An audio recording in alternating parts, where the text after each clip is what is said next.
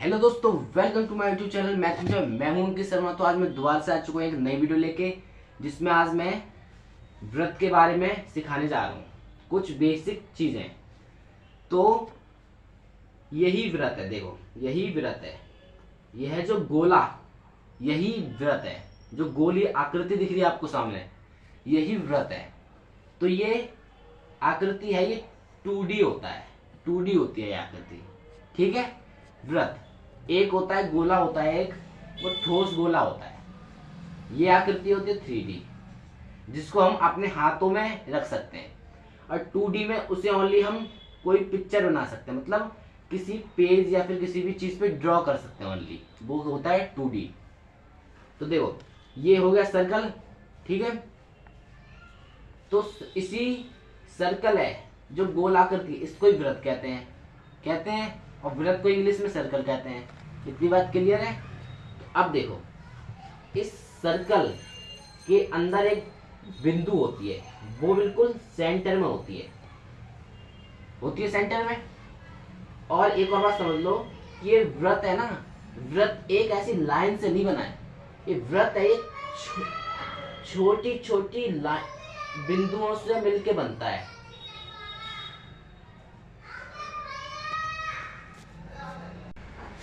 तो देखो ये केंद्रक हो गया, ये व्रत हो गया। अब केंद्रक और ये व्रत है, व्रत छोटी छोटी बिंदुओं से मिलकर बना है। समझ में आ गया बिल्कुल बढ़िया से? आगे समझ में? छोटी छोटी बिंदुओं से मिलकर बना है। और ये बिंदु है एक दूसरे के समांतर, एक भी बिंदु नहीं है। मतलब अगर ये बिंदु एक दूसरे का समांतर होती है ऐसे करके तो स्ट्रेट लाइन बनती, ना कि व्रत। व्रत के लिए हर एक बिंदु, हर एक एंगल के बाद में थोड़ी थोड़ी मुड़ी होती है, थोड़ी थोड़ी मुड़ी होती है। इसी के तो द्वारा हम सर्कल बना पाएंगे। नहीं तो अगर हम सीधी सीधी करेंगे तो एक लाइन ही तो बनेगी। ऐसे करके सर्कल बनता है एक छोटी छोटी बिंदुओं से मिलकर, ठीक है। और ये जो इसकी चारों तरफ की ये होती है, इसको क्या कहते हैं हम? परिधि। क्या कहते हैं? परिधि। जो इसके चारों तरफ ये छोटी छोटी बिंदु होती हैं, इससे मिलकर जो लाइन एक बनती है, गोल लाइन, इसी जो व्रत है इसको ही कहते हैं परिधि। क्लियर है बात? परिधि कहते हैं। और ये केंद्रक से परिधि को मिलाने के बाद में जो ये लाइन बनती है, इसको कहते हैं त्रिज्या। त्रिज्या कहते हैं इसको। आर से डिनोट करते हैं, आर से, रेडियस इंग्लिश में कहते हैं त्रिज्या को, ठीक है। तो अब देखो ये त्रिज्या हो गया। अब देखो, जब एक बार परिधि से केंद्रक से मिला तो त्रिज्या हो गया, और एक और बार हम इसको परिधि से मिला देंगे। मतलब एक बार यहाँ परिधि से टच है लाइन, यहाँ से ऐसे कर खींच रही है, केंद्रक से हुई टच, फिर बाद में एक और बार परिधि से हुई टच। तो इस वाली पूरी लाइन को कहेंगे हम व्यास। व्यास कहेंगे, व्यास। क्लियर है बात इतनी? व्यास कहेंगे। अब देखो इससे व्यास क्या दिया, यहाँ से यहाँ तक त्रिज्या हो गया, ठीक है। जरूरी है यहाँ से यहाँ खींचा हो, ये ऐसे खींची हो सकती है, ऐसे खींची हो सकती है, कैसे भी खींची हो सकती है, इधर खींची हो सकती है। परिधि से एक बार केंद्र से टच होनी चाहिए, बस इसको ही कहेंगे हम त्रिज्या। त्रिज्या कहेंगे इन्हीं को, ठीक है। व्यास का मतलब होता है दो बार परिधि से टच हो, एक बार केंद्र से टच हो। जरूरी नहीं यही हो, क्या पता है यहाँ हो जाए ऐसे करके, ये भी टच है नहीं है, यहाँ हो जाए ये भी व्यास है, ठीक है। इतनी बात को समझ गए? तो अब एक और बात को समझो। देखो यहाँ एक सर्कल बनाता हूं, ठीक है। अगर मैं परिधि को दो बार टच करूं एक लाइन से, केंद्रक यहाँ है, ठीक है, केंद्रक से अलग, ठीक है, तो इसे क्या कहेंगे? जल्दी बताओ क्या कहेंगे इसे? इसे कहेंगे लघु व्रत। लघु व्रत मतलब एक व्रत का छोटा सा टुकड़ा, एक व्रत का छोटा सा टुकड़ा। और जो बड़ा सरफेस एरिया बचा ये वाला, ये छोटा था सरफेस एरिया, ये बड़ा है, इसको कहेंगे दीर्घ व्रत। मतलब व्रत का बड़ा बड़ी जगह, ठीक है। एक वृत्त था, लाइन खींची तो दो पार्ट में डिवाइड हो गया। एक छोटा पार्ट, इस पार्ट को कहेंगे लघु वृत्त, और जो बड़ा पार्ट है इसको कहेंगे दीर्घ वृत्त, ठीक है।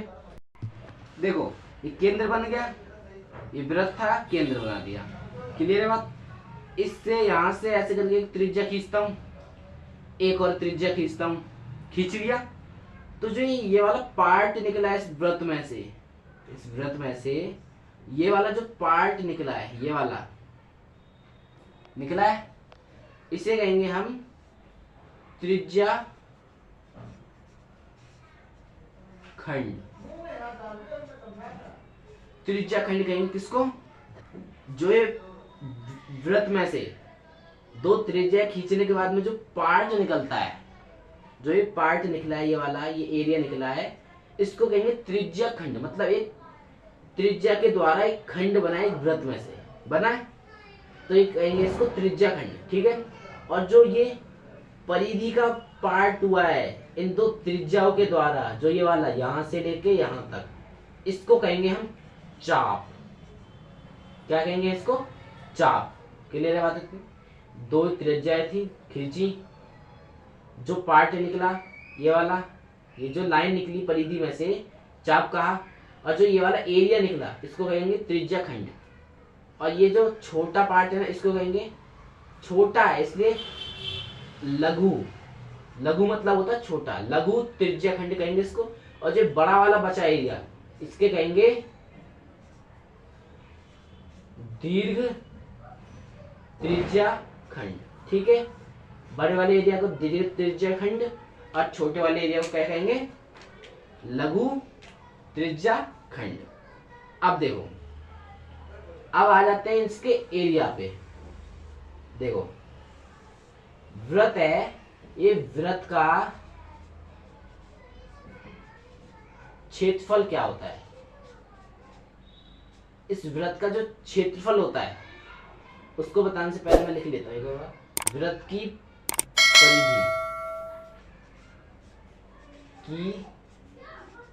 परिधि, वृत्त की परिधि क्या होती है, वृत्त का क्षेत्रफल क्या होता है, दोनों का फॉर्मूला होता है। वृत्त का क्षेत्रफल क्या होता है? वृत्त का क्षेत्रफल होता है पाई आर स्क्वायर। क्या होता है बच्चों? पाई आर स्क्वायर। और वृत्त की परिधि क्या होता है? परिधि होती है 2 पाई आर। 2 pi are. समझ में आ गई इतनी बात? क्षेत्रफल होता है वृत्त का पाई आर स्क्वायर, परिधि क्या होती है 2 पाई आर। क्लियर है बात? क्लियर है बात? ठीक है। और क्षेत्रफल का मतलब होता है, जैसे कोई वृत्त है, ये वृत्त है, इसके अंदर का जो पूरा एरिया है, ये वाला जो ये कवर कर रहा है एरिया, जिसमें मार्कर है, ठीक है, इस मार्कर को मैं इधर रखता हूँ, तो ये मार्कर जितना सरफेस एरिया कवर कर रहा है उसे ही कहते हैं क्षेत्रफल। और परिधि किसे कहते हैं? परिधि कहते हैं कोई भी फिगर होता है, जैसे ये सर्कल है, इसके चारों तरफ की दूरी, इसकी लंबाई चौड़ाई जो भी है, इसकी लंबाई चौड़ाई तो है ही नहीं, तो ये जो परिधि है, ये जो ये वाली दूरी, जैसे यहाँ से शुरू हुए, यहाँ से चले, यहाँ पे खत्म हुए जाके, तो इसी वाली दूरी को कहते हैं परिधि। जैसे मैं यहाँ पे आयत लेता हूँ, रेक्टेंगल लेता हूँ, इसकी परिधि क्या होती है? मतलब परिधि, एक होता है वर्ड परिधि, एक वर्ड होता है परिमाप। इन दोनों का मतलब लगभग सेम ही होता है, बस वृत्त के लिए हम यूज करते हैं परिधि, और बाकी सारे आकृतियों के लिए करते हैं हम परिमाप यूज। ये आयत है, रेक्टेंगल है, तो इस रेक्टेंगल का परिमाप कहेंगे हम। परिमाप मतलब यहाँ से शुरू हुए, यहाँ पे ये वाला एरिया जो भी है, एरिया मतलब ये वाली दूरी जो भी है, इसको कहेंगे परिमाप। ओनली वृत्त में हम परिधि का यूज करते हैं, परिधि नाम का यूज करते हैं, ठीक है। तो वृत्त की परिधि ये होती है 2 पाई आर, क्षेत्रफल होता है पाई आर स्क्वायर। तो आप लोगों को इतनी बात तो समझ में आ गई, बिल्कुल बढ़िया से आ गई होगी, ठीक है। ये हो गया दीर्घ वृत्त, लघु वृत्त हो गया ये, ठीक है। ये त्रिज्याखंड हो गई, लघु त्रिज्याखंड ये हो गया, और दीर्घ त्रिज्याखंड ये हो गया, और चाप कहते हैं इसको। समझ गए इतनी बात? समझ गए, ठीक है। तो अब मैं अगली वीडियो बनाऊंगा, इससे दूसरी वीडियो बनाऊंगा, उसमें मैं बताऊंगा ये पाई आर स्क्वायर और पाई आर स्क्वायर और 2 पाई आर कैसे बना। पाई आर स्क्वायर 2 पाई आर बना कैसे भैया? मैं तो ये तो समझ लो कि वृत्त का क्षेत्रफल पाई आर स्क्वायर होता है, परिधि 2 पाई आर होता है, पर होता कैसे है ये तो बात समझ में आनी चाहिए। बना कैसे फॉर्मूला है, ठीक है। तो इससे दूसरी वीडियो बनाऊंगा मैं, ये वीडियो ज्यादा लंबी हो जाएगी, इसलिए उसमें बताऊंगा मैं ये फॉर्मूले बने कैसे, और ये पाई भी बताऊंगा पाई होता क्या है। वैसे इसकी वैल्यू तो 22/7 होता है, ठीक है, और इसको अगर डिवाइड करेंगे रियल वैल्यू ये आती है 3.14 और भी कुछ होता है, ठीक है। तो मैं बताऊंगा पाई कैसे बना, कौन था इसका जिसने पाई का खोज की, 2 पाई आर कैसे बना, पाई आर स्क्वायर कैसे बना, ठीक है, सब बताऊंगा मैं। तो ये वीडियो को मैं यहीं पे खत्म करता हूँ, धन्यवाद। अगर आप लोगों को वीडियो अच्छी लगी हो तो प्लीज सब्सक्राइब मी और लाइक मी, धन्यवाद।